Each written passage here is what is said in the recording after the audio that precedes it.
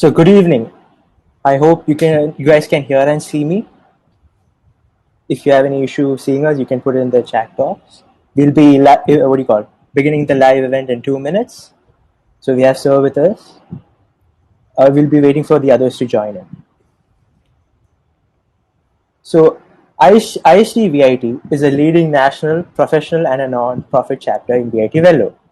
We aim to provide quality technical education in the diverse fields of engineering and technology to stimulate creativity and passion while also addressing social issues for the benefit of the society. So, as an active student chapter in VIT, we conduct various technical as well as non-technical events, workshops, seminars, and hackathons throughout the year. We want to impart our skills and knowledge so that we can foster quality professionals and make a better future. 2020 to 2021 has been a year where we've seen Apple come out with iOS, which is having more features of Android, and at the same time Google coming out with newer versions of Android, which are more similar to iOS. So the gap between these two operating systems are bridging day by day. So the question iOS or Android is becoming more and more complicated. And hence we have this event here today. So, good evening. My name is Emmanuel Verghese Koshi, and I shall be a host for the speaker event Android versus iOS for Horizon'21. Horizon'21 is a national technical festival conducted by ISTE-VIT Vellore, full of various technical workshops and the hackathon Technica. All of these are coming your way in the upcoming weeks of March and April. First of all, I would like to welcome our live viewers and our honorable speaker to the event. Sir, it's an absolute pleasure having you with us today. Thanks for having me. Yeah. Our speaker for the event is Mr. Rahul Pandey. He's the Android lead at Facebook, an experienced Android developer and adjunct lecturer at Stanford University, and also a YouTuber. He also has a passion for sports. He plays tennis and in his free time, pickleball. iOS or Android has been one of the most controversial questions ever. So without further ado, let us start with the event, and thank you for being with us, sir. The stage is all yours. Perfect. Okay, thanks for the wonderful intro, Emmanuel, and thank you everyone for joining me. I'm going to share my screen.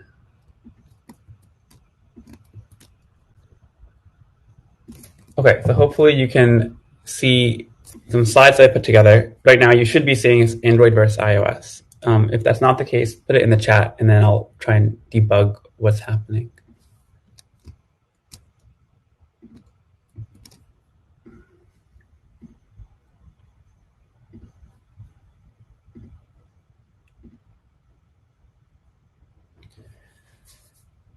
Okay, so like Emmanuel mentioned, I'm Rahul, and I'm an Android developer at Facebook. So this topic that we'll spend some time today on, Android versus iOS, is something that I think about a lot in my day job, but also more broadly in terms of my career. And I think hopefully for many of you who go on to become software engineers or mobile developers, this question is really relevant. So I think that everyone here probably knows what is Android, what is iOS. They're mobile operating systems. But I think the thing that doesn't get talked about enough is how different the companies behind them are.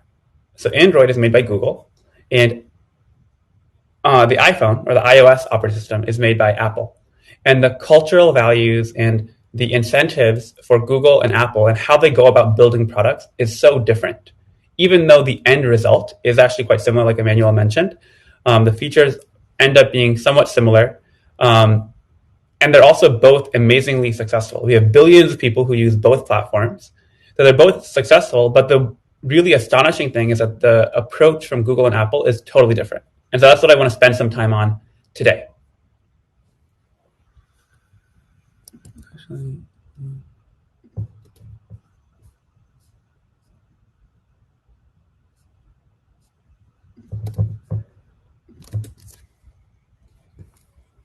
So what we'll start with is the definition of a platform and what it means for a platform to be a business model. Then I'll spend some time talking about how did Android and iOS come to be. We'll talk about the different approaches that Android and iOS have and the different kind of cultures between Google and Apple, and then looking ahead, and like what this might mean for my job in the future, your job in the future, and what this kind of what can we learn from this history lesson. If you have any questions during this time, you can put it in the chat. I'd love to connect. Emmanuel and I will do a Q&A at the end, and even beyond this session, I'd love to hear from any of you. You can message me on Twitter or LinkedIn, and I'm pretty active on YouTube as well. So first off, what is a platform? The way I think about a platform is that it brings together consumers and producers. So I'm going to put consumers over here on the right side as these pink circles, and producers I'm going to put over here on the left side as these blue circles. And let's think about it from the perspective of an iPhone, right? If you're an iPhone, if you own an iPhone, you are a consumer, and you're going to be downloading apps on the iPhone, right? So you might download Uber or Ola or I don't know, Zomato, right? Like all these different apps you might have on your phone. And so the people who make those apps, those are the producers. And so the reason why the blue circles, the producers, are a little bit bigger is typically a complicated app like Uber is going to be made by a whole team of people. And so there's typically going to be fewer producers. Like, we're talking about hundreds of thousands of apps available on the App Store, but you have millions or maybe even hundreds of millions of people who are using an iPhone. So that's why you have consumers and producers. And so the fundamental value of a platform is that it brings together consumers and producers. The platform is the intermediary through which these two parties exchange information or exchange value, right? So that's the platform. They're the kind of glue in between the consumer and the producer. So it's not just about bringing together consumers and producers, though. A platform has to provide value. That's why it's allowed to be able to, handle that responsibility of bringing people together. They have to provide value in three ways. I'm enumerating them as innovation, guidelines, and functionality. So let's go back to the Apple example with the iPhone. So in terms of innovation, Apple is one of the most innovative companies in the world, right? We'll talk about this in a little bit, but when the iPhone first came out, it was actually mind-blowing how amazing it was. This is 2007, and you had an internet browser, a phone, and a music player in one package. And even now, like every single year, the iPhone has an amazing camera on the phone. It has amazing software. It runs so quickly, right? Like the amount of CPU and amount of processing speed on an iPhone is quite amazing. So there's a huge amount of innovation that Apple's providing through the hardware and software. Apple also provides guidelines about what is allowed and what isn't allowed. So for example, here in the US, there might be some apps that aren't allowed. In India, there might be other apps that are not allowed. There might be some obscene content that, globally, Apple just doesn't want to allow on the App Store. So Apple is going to handle the work of making sure that, these apps that are not allowed in certain regions are banned. And then there's also functionality. So the Apple team is going to provide functionality to do common operations. So for example, let's say that I'm a developer and I'm developing, some new iPhone app. Almost certainly, I'm going to need to be able to display an image. I'm going to need to be able to show a button, things like that. Very common things. So these platforms typically will provide something called an SDK, or a software development kit. Right? I'm sure many of you have used many SDKs in your history. And so the SDK is a way to package up functionality and tell people, okay, if you want to build something on our platform, use this SDK and you'll get a lot of the functionality in a much easier way. And so Apple has a very robust SDK. And so thinking about an example in the physical world, not the digital world, you have Walmart. So Walmart is a huge, huge platform. In the US, there's thousands of stores where millions of people go in and buy products every single week, right? So those are the consumers, the shoppers. On the other hand, you have the producers, who are the people or the companies providing the goods. So for example, the people who produce the bread or make the clothing or, make the goods that are sold on the aisles of Walmart. And Walmart is, of course, what's bringing them together. So they're the platform. And Walmart provides a bunch of innovation, right? Because the supply chain effort of like having all these trucks and these people coordinating to deliver goods at certain times in certain places, that's a huge amount of innovation. It's a very complicated problem. Walmart has guidelines around what they're willing to sell in their stores, what they're not willing to sell, right? So there's a lot of debate, for example, about like, should we sell guns or tobacco or things like that in Walmart? And Walmart has very clear guidelines on, no, we will not sell certain things, right? And then functionality. So Walmart provides a lot of functionality in store. So when I walk into a Walmart, I expect it to be clean. I expect to be able to find someone in order to get help. And I expect to be able to check out so I can actually purchase my items. So all of that is functionality that the platform is providing. And that's why Walmart is so valuable. They're able to do all these things really well. And many people are able to benefit, not just Walmart themselves, but also as a consumer, I can benefit. And as a producer, I'm able to sell my products to a bunch of people. So it's a win-win for everyone. And then another obvious example, which is what we're here for today, is the platform of Android and iOS, which are probably the most successful platform in the history of technology. And that's not an understatement. I think there's so many people who are positively impacted, either from the developer side or the consumer side or the company side, because of the iPhone and Android platform. And the reason why there's a huge incentive to be able to create a platform and own a platform as a company is because there's a really powerful flywheel effect. And what I mean by flywheel effect is that once you have a platform, the platform becomes more and more powerful. So for example, many of you may have heard, or maybe you haven't, there's like the Windows mobile operating system, right? So back in the day, like when I was in high school or college, Windows had come out with their own mobile operating system, and it was brand new. And so there were not that many people on it. And so think about it from the perspective of a producer, right? If I'm an app developer, I have to spend time building an app for the Android, for the iPhone, and the Windows phone, right? And so in terms of priority, given that the Windows phone back in the day didn't have that many users, I would certainly not prioritize that one. My first priority will be to build an app for Android, because that's where everyone in the world, or many people in the world, are using Android. And so that means that as a producer, Android will attract more and more of us. So we're going to have more of these blue circles show up. And now that you have more producers, when someone is thinking about buying a new phone, do you think that they probably wouldn't buy a Windows phone, right?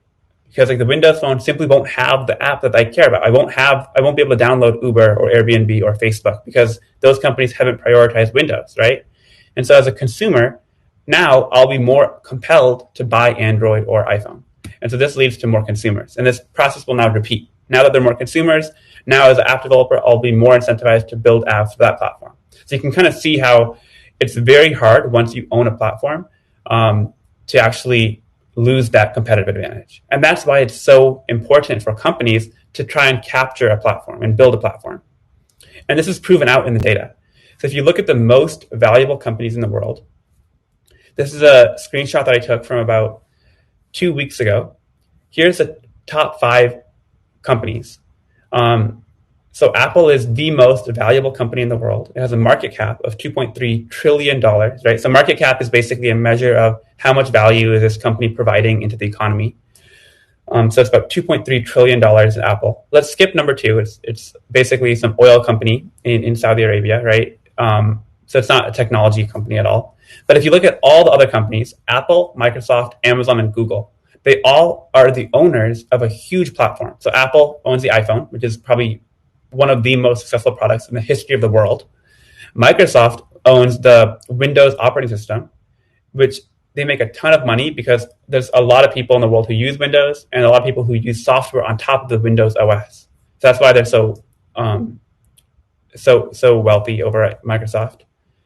Amazon owns not only Amazon.com, where you can buy and sell different things, but they also own AWS, or Amazon Web Services, which that itself is a platform, because AWS allows you to be able to very quickly buy or rent out a server or a computation, and you can actually build a website, and then consumers can also use those services. So it's, again, another platform. So Amazon owns 2 huge platforms, AWS and the actual online store. And then Google, like you probably already know, owns Android, but Google actually owns many other platforms as well. If you think about Google Maps, or you think about Google Drive, all of these, you could actually argue that all of those are platforms, right? Because you have so many different people using those, and you have a lot of apps that you can build on top of Google Maps, for example, or apps that you can build on top of Google Drive. And so Google actually owns multiple platforms, and that's why it's one of the top 5 most valuable companies in the whole world. So hopefully you're convinced now that a platform is very, very lucrative, and you can derive a ton of value out of owning a platform. Now let's talk about how did Android and iOS, which are 2 of the most successful platforms, how did they come to be? If you look at the history, starting with the 1960s and 1970s, the idea of a computer was this huge, huge thing, which typically lived in government buildings or scientific labs. You would never have owned one of these as an individual. Like me or you would never have owned one of these. These were owned by these big labs in order to do some sort of scientific computation or do some sort of big math problem, right? And they took up the whole office of the whole room. But then because of Moore's law, which meant that, the cost of increasing computation went down year over year at a very dramatic rate. Starting in the 1970s and 80s, you started to have, for the first time, these computers that were much more compact, and actually the cost also came down. And so at this point, you still didn't have the majority of the people who owned a computer. Like probably you would have like hobbyists who really, really cared about computing. They would maybe go out and buy one. This is like an early example here from Apple of the Macintosh. And this is still very rudimentary. Like you would have to buy a separate keyboard, separate mouse. You would have to have floppy disks in order to insert programs into the computer. So it's kind of a pain. But at this point, people are actually starting to get familiar with what is computing, what are computers, and how can they help me. Then you come to the 1990s, and this is how I grew up. I grew up with this big computer on the desk, which had a desktop, which I'd put either under the desk or on top. And you would have this big clunky thing that you could use. And this is the point, I think, at least in the US, where the majority of people started to have a computer. And the cost also kept coming down every year. So that made it more and more approachable to a lot more people. And then you finally come into the 2000s. So in the 2000s is finally where you keep decreasing the size and cost, and you have laptops. And the really amazing thing about a laptop is that you can actually unplug it, right? There's no need to have it plugged in all the time. And you could use it while you're sitting on a sofa or you're out and about in a coffee shop. And you can take it with you to the office or to your school, right? And so you can kind of see the trend here. From the 1960s onward, every single decade, you have a smaller and smaller form factor. So what's next? After the laptop, everyone in the world knew, like the next logical step from the laptop is going to be, let's have a smartphone. Let's have a phone, which is also a computer. And that's what happened. So in 2007, Steve Jobs went on stage and announced the iPhone. And that's like a very famous moment in history. And then in 2008 is when Android came out. So what I have here is the very first version of the iPhone on the left. And on the right is a very early Android phone made by HTC. So if you look at the history, I would actually encourage you, do some Googling after the presentation and try and find that YouTube video or that article which talks about the iPhone getting announced in 2007. And if you look back at it today, the iPhone just looks like it's not that good and it's not very powerful. It's certainly like a very low-end phone compared to today's standards. But everyone who saw the iPhone in 2007 was blown away by how good it was. It was the first device which combined, an internet browser. I could actually access the internet. I could call people, and I could actually play music. So all 3 of these things were possible on the same device, which looked good, and it was relatively affordable. So when Steve Jobs went on stage and announced the iPhone, it was kind of set the bar very, very high, and Google had to basically backtrack. Google was developing their own version of a smartphone since 2005, but when they saw the iPhone, they basically threw away a lot of their work, and they basically redid all of it. And that's why the Android OS came out almost a year later compared to the iPhone, because they were basically redoing a lot of their operating system. So Android 1.0 came out in 2008, and then every year since then, we've had a major version update for Android and iOS, which is where Google and Apple are basically adding a bunch of new features into their operating system. So in 2014, you had Android 5.0 and iPhone 6. And then last year, 2020, we had the most recent updates, which is Android 11 and iPhone 12. And I think the thing that's so amazing about the smartphone revolution compared to, the previous computing revolutions, like we talked about desktop computers and laptops, those were a big deal. But the number of people that were actually impacted was very small compared to the number of people impacted by smartphones. So this is a graph that I picked out. In 2012, you can see that there were more than 1 billion people who owned a smartphone. And that's kind of mind-boggling. That 5 years after the iPhone came out, 1 billion people owned either iPhone or Android or some sort of smartphone, right? That kind of technology dispersal and that kind of technology adoption is pretty unheard of, that within 5 years, 1 billion people are using some service. And actually, the amazing thing is that that rate of change, the rate of smartphone adoption, has increased since then. So in 2021, this year, the expectation is that almost 4 billion people will be using a smartphone. So more than half the population of the world will have a smartphone. And if you think about what that means in terms of value and in terms of access to technology, it's kind of amazing, right? And it's not just about how many people use a smartphone, it's also about the depth of usage, right? So I'm sure many of you here are aware of this, but your smartphone is a very personal and intimate device. So on average, people keep their phone with them about 22 hours a day. So hopefully that, the other 2 hours, like when you shower, when you're in the bathroom, hopefully you don't take your phone in. Like you have your phone with you almost all the time. And you also, the average person will check their phone 63 times per day. So every hour you're picking up your phone and looking at it for a notification or for a message or something, right? And so that kind of penetration in our lives is very rare by any technology. And it's not just the software that, we're using, but the hardware capability of a phone is also pretty amazing, right? Like the iPhone, the most recent iPhone, and many of the higher end Android phones have really amazing cameras. So, 20 years ago, it used to be the case that you would have to go out and buy a camera if you wanted to take pictures. But now, for most people in the world, they will never buy a camera. They'll buy a phone, and that phone will have a camera, right? So you'll have a video camcorder, essentially, and a camera inbuilt into your phone. And that leads to a ton of innovation in that area of imaging and storage and processing of that and sharing of those photos, right? Also, location. If you're with your phone 22 hours a day, then of course, there's a lot of innovation and opportunity to surface that data and give you insights about where you are, how you get places, and so on. And also things like Wi-Fi, Bluetooth connectivity, data connectivity, all of that is kind of inbuilt for free in most phones. And so that's a pretty amazing feature that, now 4 billion people in the world who never had this data can now actually access it.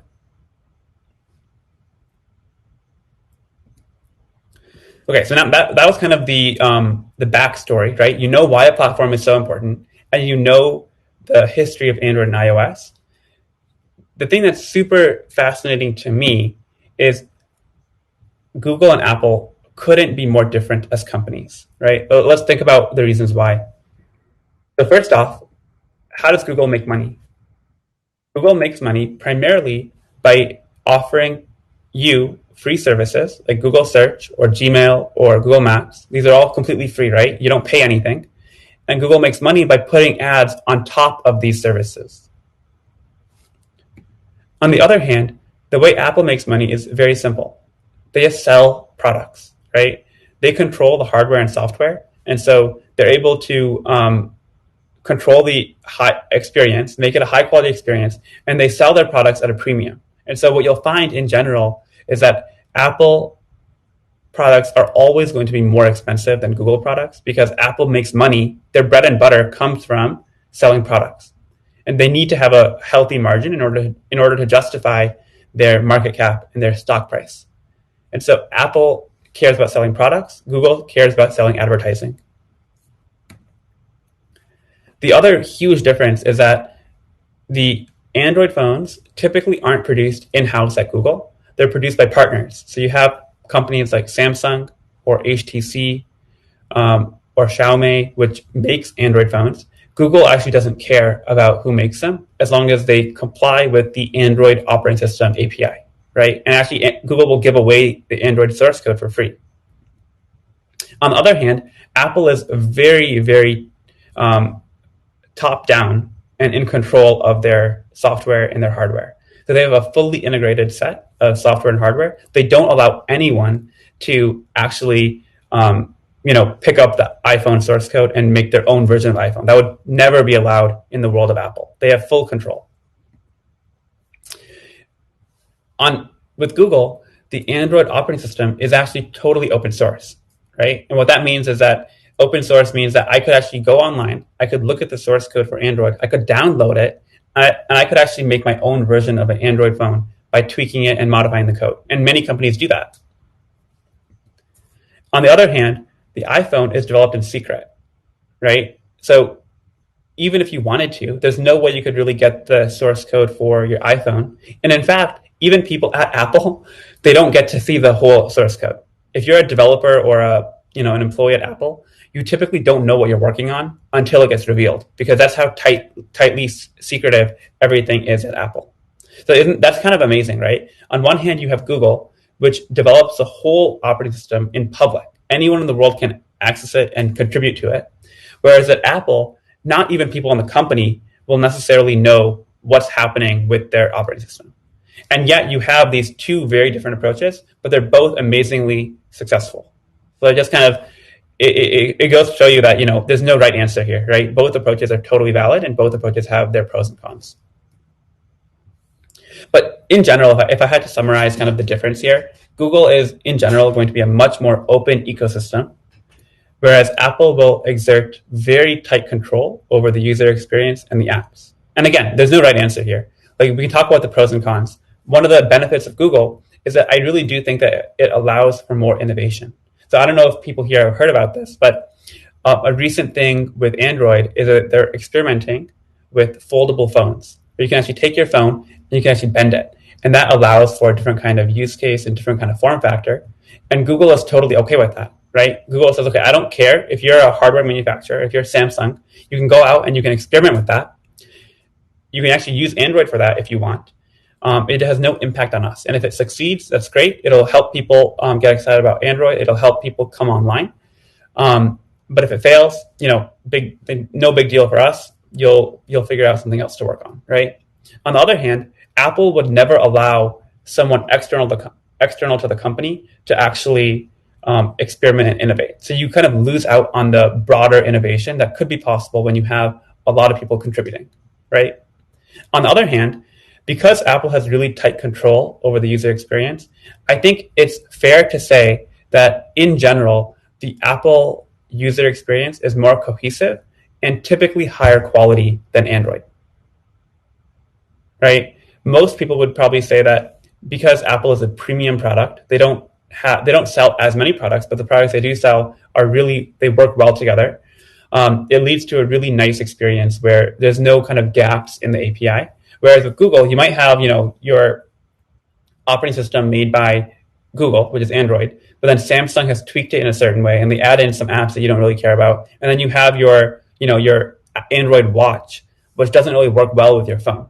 Whereas with Apple, because everything is built by the same company, it has a really nice cohesion around all of it. And that's one of the things you're trading off, right? Like, how polished of an experience do you want to deliver to the end user versus how much innovation do you want to provide? So this diagram, I got it from a website called Strategy.com. There's a really smart person named Ben Thompson who writes a lot of essays. And he put this diagram together.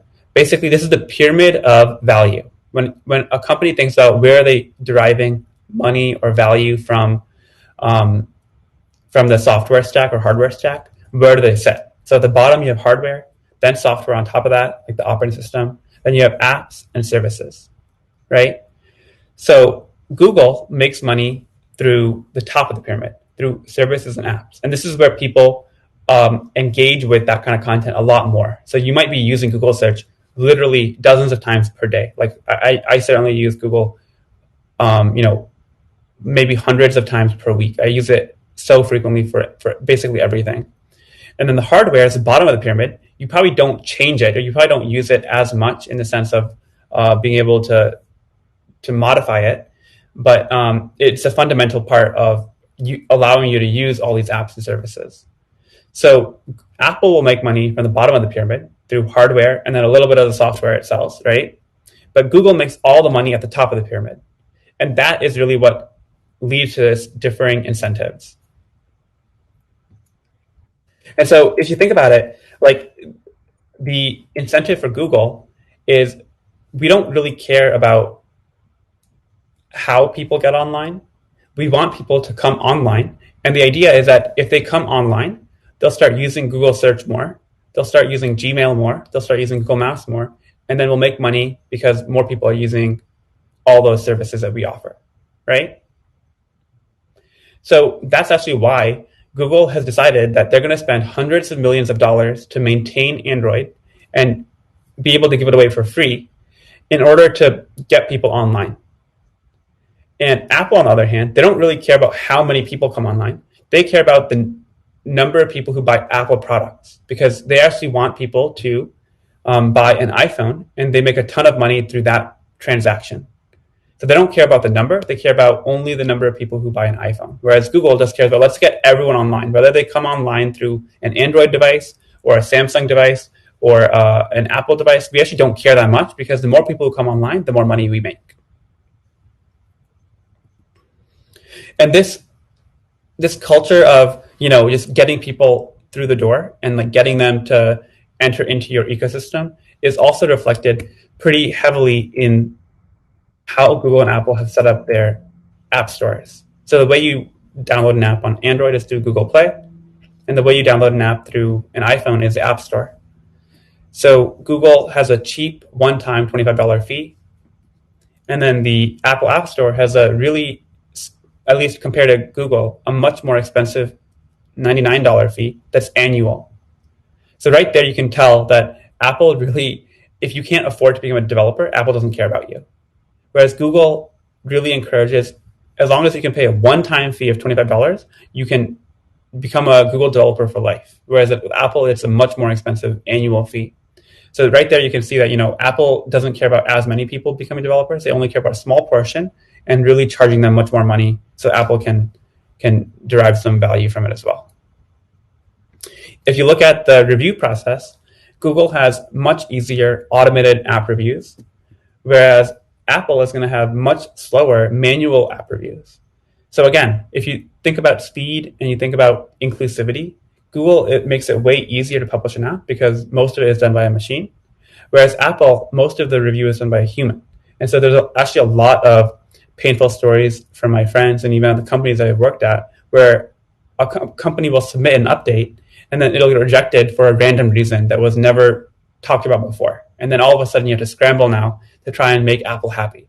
So there's definitely a lot of kind of pain associated with having a human review it who might be imperfect compared to Google, where you can kind of, what you're going to expect.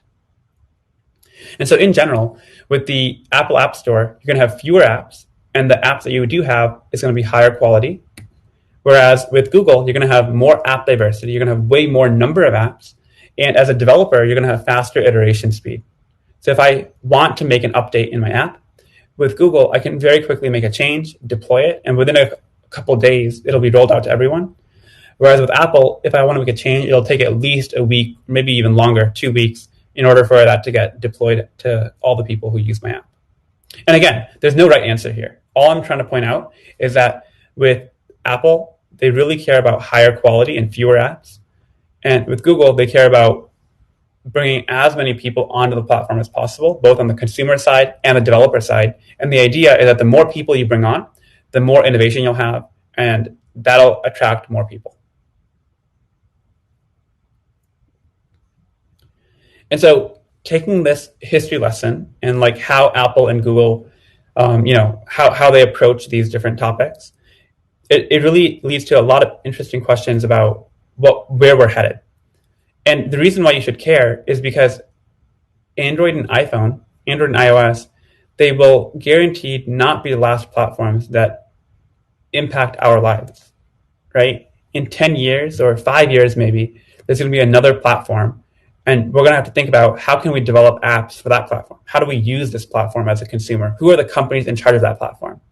And that's why we should care, right? The lessons we take from Android and iOS will impact the future platform. And the thing is that, it's not just that we're going to be consumers of this new platform. All of you listening are going to be actually the people building out the platform, right? So understanding what happened historically with Android and iOS, that will be really important for you all to be able to build the next platform in a way that makes sense for the most people. I had to include a Kamala GIF just because, the new VP. So why you should care is, number one, these platforms like Android and iOS, they have a huge, huge impact on our lives, right?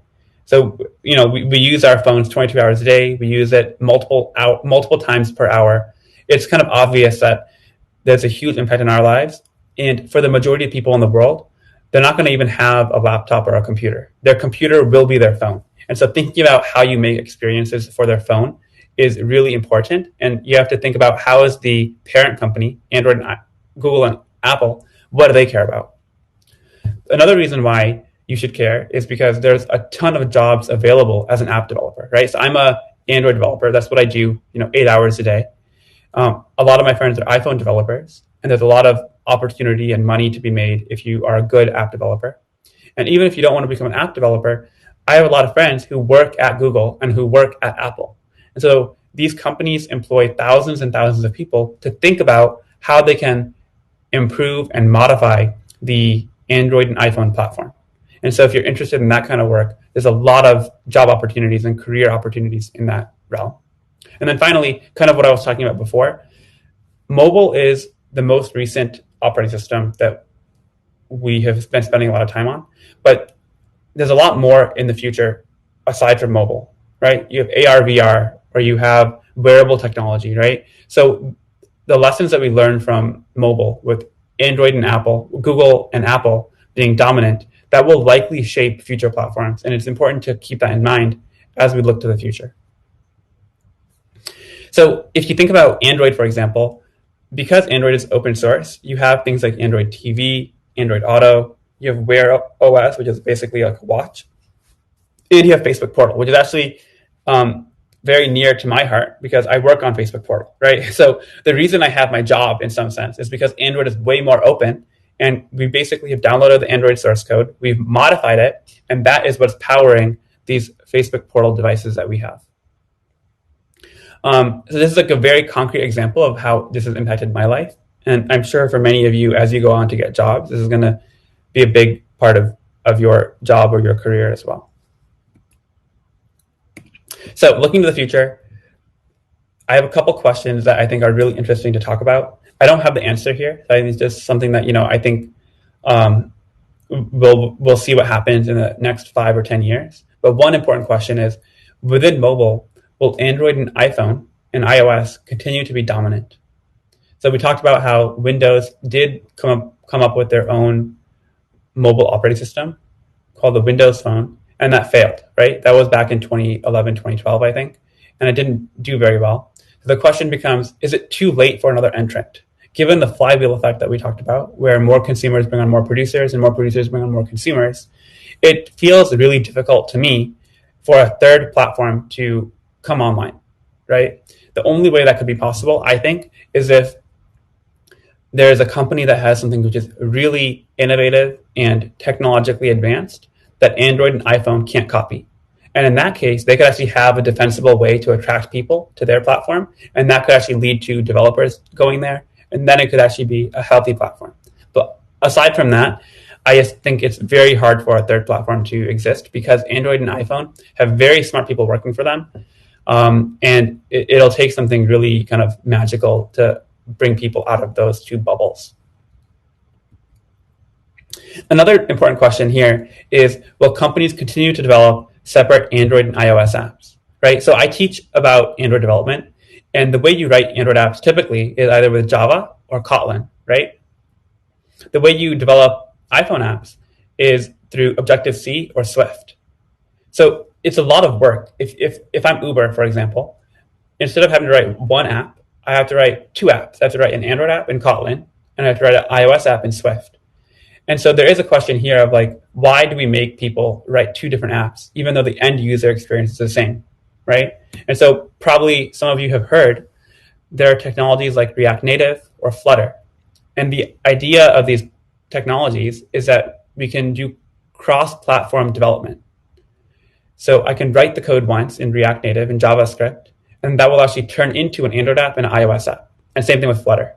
And so if you imagine if we have, let's say, 5 platforms, if we have 5 mobile platforms, there's no way as a company I'm going to invest in hiring 5 people or 5 teams to write 5 different apps. Right now, it's painful, but I can do it. It's like I have to hire 2 teams of people. I have to hire an Android person and an iOS person and write 2 apps. But if you think about other emerging platforms, solutions like React Native or Flutter are really powerful because they can save you a lot of time because you write the code once and it actually works on all platforms. And then another really important question is, will mobile even be the thing that we care about? The reason why mobile is so important is because we're glued to our phones, right? We spend so much time per day on our Android phone or our iPhone, but there is a question on, in the future, things like augmented reality, virtual reality, or wearable technology, all of these things might become more important. So this might seem kind of like science fiction, but in 10 years, I would not be surprised if we have computers that are kind of implanted into our, like they're like, some sort of headset, which we put a computer in our ear or inside of our skin, like all those possibilities are there. And if you imagine that computers are kind of much more part of our body than they are now, then maybe people won't care about mobile operating systems as much. And the more important question will be, who are the people who are the companies that own these new platforms, like the wearable technology or the augmented reality platform?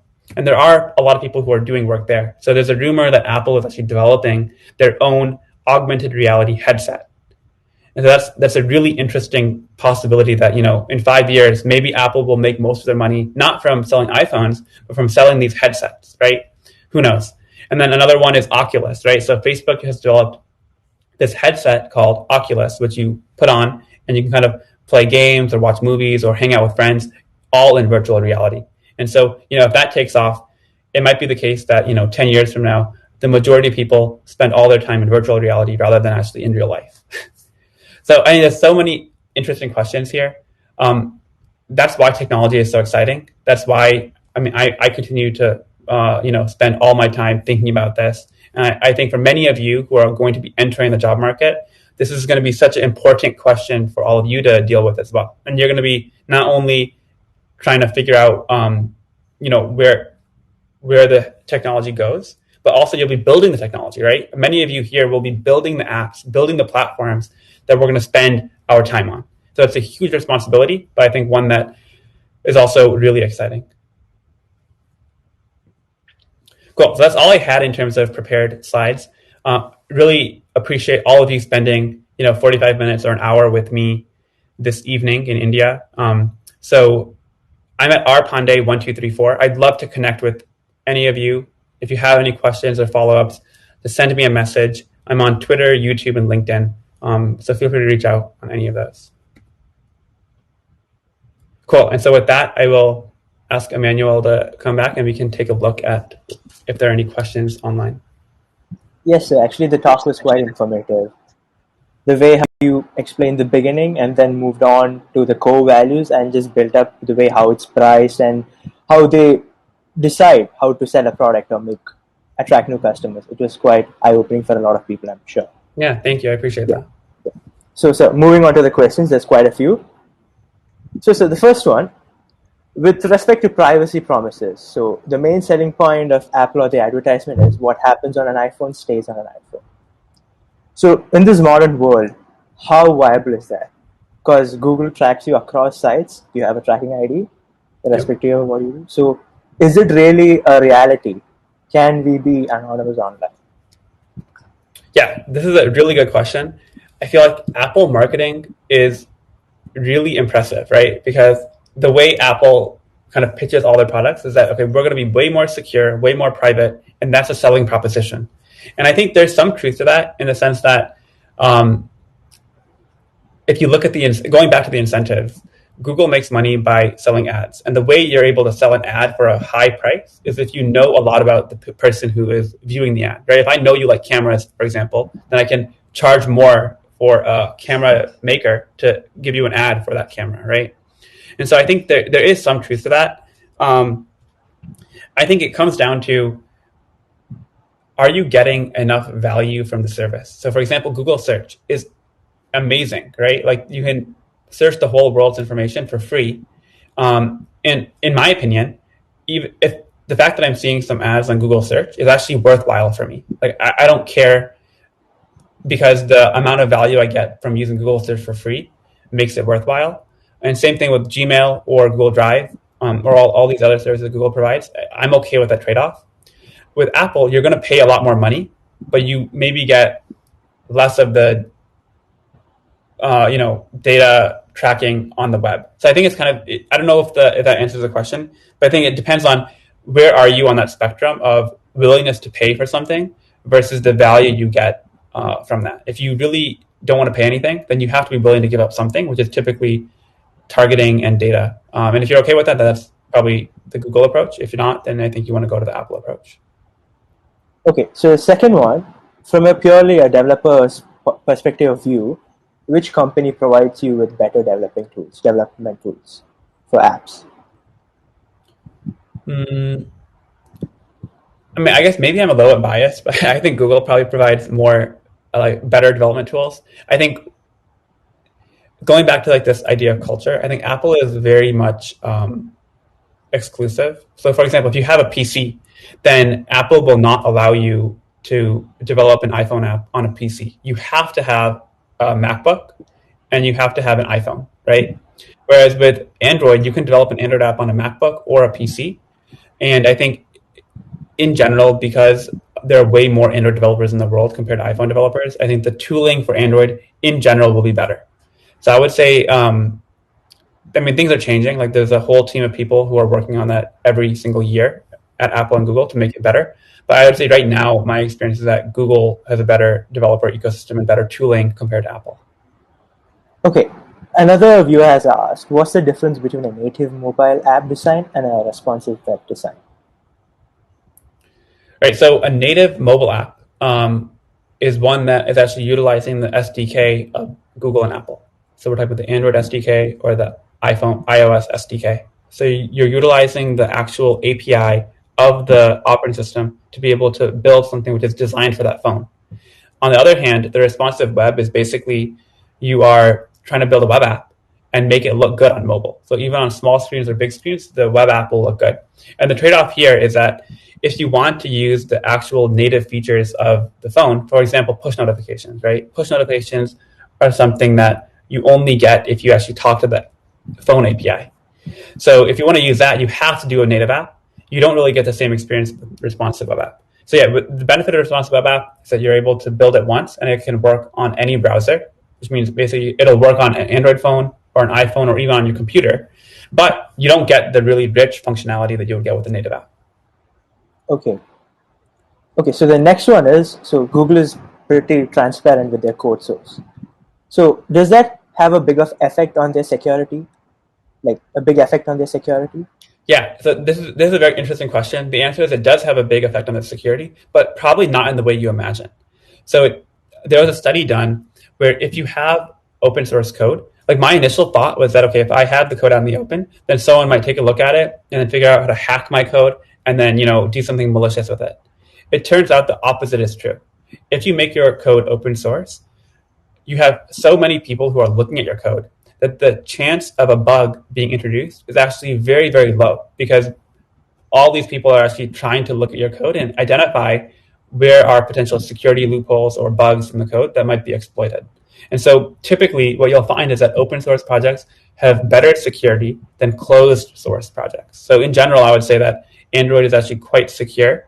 I don't know about compared to Apple or the iPhone, but I would say Android as an operating system is actually quite secure, and they have very detailed security reports every single year which document where are the main vectors for attack. Okay, so with respect to AR and VR tech, so both Apple and Google are developing their own systems. Facebook has its Oculus system. So which company is actually leading, and does that have an effect on the rest of the market if one company leads the other? Right. I think I don't have a great answer for which company is leading. I will say like augmented reality and virtual reality are quite different. So augmented reality, just for the context, is that you're basically overlaying information on the real world, and then virtual reality is you're creating a whole new virtual world. There's no you're not overlaying information onto the things that you normally see.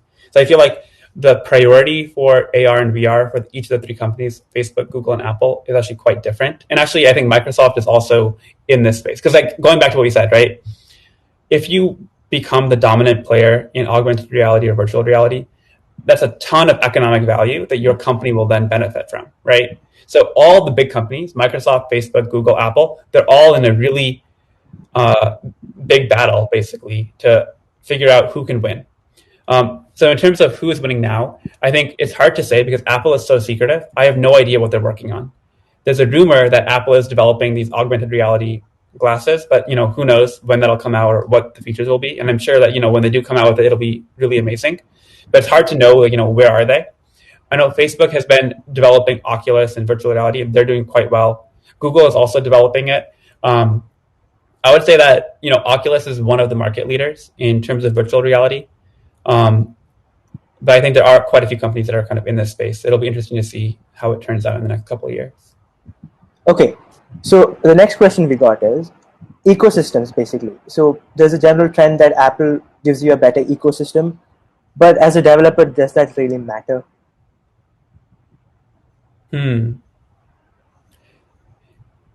So I think it matters from the perspective that, so if you're a developer, I think you want some sort of competitive moat, right? Like you want to be able to develop in an environment where, let's say you're building a weather app. If you're going into an ecosystem where there's 100 other weather apps already available for people to download, it makes it harder for your app to stand out. Whereas if you have an ecosystem where there's only 10 weather apps, then probably you have a better chance of succeeding. So I think that's maybe what the question is hinting at. With Apple, you have a much more selective pool of applications, and the average app quality on Apple is higher. So I think with Apple, if you're willing to tolerate the high cost of development and the very slow process, I think you're going to have typically more ability to monetize and get higher quality users on Apple compared to Android, where it's just everyone puts up an app and it may not be high quality. So I think there is value there. Also, in terms of monetization, in general, people who own an iPhone are willing to spend way more money than people who own an Android phone. And so if your priority is, I want to make as much money as possible from my mobile app, then probably Apple is the one you should prioritize. Okay, so Google's main revenue strategy is more people using the internet, right? Yeah. So then why do they not provide a prolonged support for their devices? Because you get, maximum 2 to 3 years? Now 3 years on a Samsung device. After that, you don't get any updates. But whereas an iPhone gives you up to 5 years. So, right. So that's interesting. So so I would say that the short answer is that Google actually wants to provide those, but it's actually not in their control. So one of the really big issues with Android is fragmentation, right? And what that means is, you have the Android code, the Android operating system, and that has been taken by companies like Samsung or HTC or even companies like Verizon, right? And they basically control when will the users get the update. So as a consumer, I may not interact with Google at all, but probably what I'll do is I'll go to the Verizon store or I'll go to some Samsung store and I'll buy a phone from them. And so Samsung is now able to control when they'll deliver an update to me. I think if it was up to Google, I think Google would want to push out updates way more frequently. But because there are all these intermediate players who stand in between Google and me and the consumer, that leads to a lot more of a prolonged update cycle, which Google can't really control. And they're working on it. There's something called Project Marble. So Google that if you're interested. But Google has a plan to be able to make updates much more seamless. But I think that'll take a couple of years to actually implement. Okay, so talking about update cycles. So when you make a iOS update, so all the engineers, they are pretty secretive, and it's pretty modular. So you don't know what the other person is making. Yeah. Yeah. So does that really affect your net performance? Because you don't know what the other person is making. And by that Google, it's completely open. Or is that better for morale? Yeah, that's a really interesting. I mean, I feel I don't have 100% like I don't know the full answer, and this is a very interesting study that could be done around engineering efficiency and performance. I would say that at Apple, um, okay, so from a developer perspective, if you're an engineer at Apple, you work in a silo in the sense that you work on your small project, and you don't really know how that will connect to other projects.